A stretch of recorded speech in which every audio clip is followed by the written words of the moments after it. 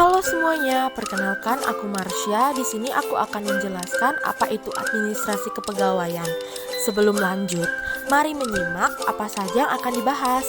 Pokok pembahasan yang pertama ada sistem kepegawaian negara, yang kedua memahami sistem administrasi kepegawaian, dan yang terakhir mengenal merit system.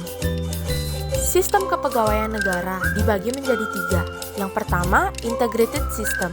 Sistem integrated atau sistem yang terintegrasi merupakan sistem kepegawaian yang tersentralisasi dilakukan oleh pemerintah pusat. Contohnya seperti NISN. Yang kedua, separated system. Sistem separated atau sistem yang terpisah merupakan sistem kepegawaian yang seluruh kegiatan administrasi kepegawaiannya dilakukan oleh pemerintah daerah. Contohnya, anggaran pendapatan desa.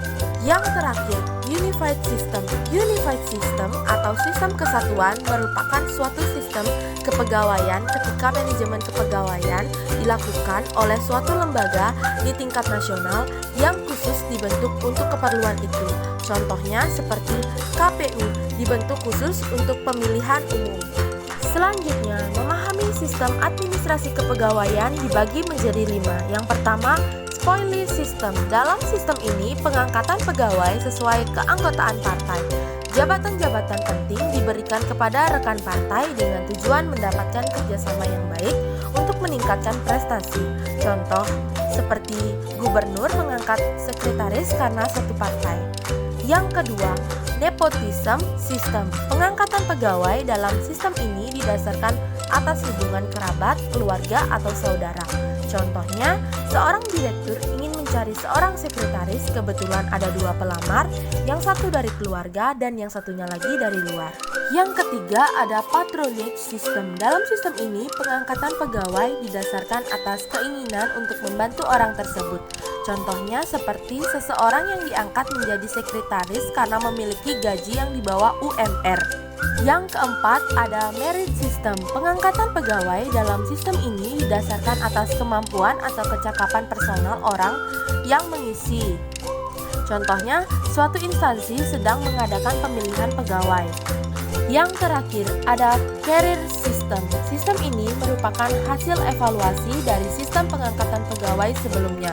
Pengangkatan pegawai dalam sistem ini didasarkan atas kecakapan personal. Pembahasan yang terakhir mengenal merit system. Konsep sistem merit dalam Undang-Undang Nomor 5 Tahun 2014 tentang aparatur sipil negara sudah ditetapkan bahwa proses kepegawaian Indonesia akan menggunakan sistem merit. Dalam pasal 1 tentang ketentuan umum, sistem merit adalah kebijakan dan manajemen ASN yang berdasarkan pada kualifikasi, kompetensi, dan kinerja secara adil dan wajar dengan tanpa membedakan latar belakang politik. Kriteria sistem merit.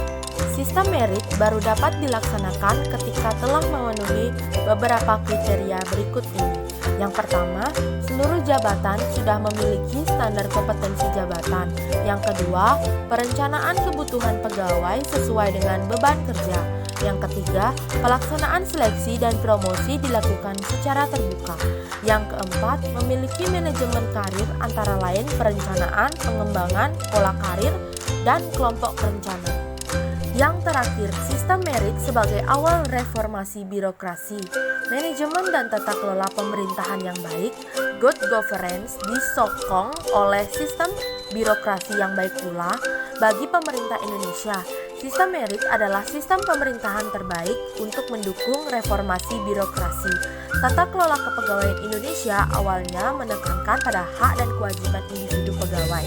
Kini pemerintah melalui undang-undangnya akan mulai mengubah tata kelola kepegawaian dengan sistem merit. Di sini saya juga mencantumkan jawaban hasil ulangan kemarin. Yang pertama, perbedaan patronage system dengan merit system.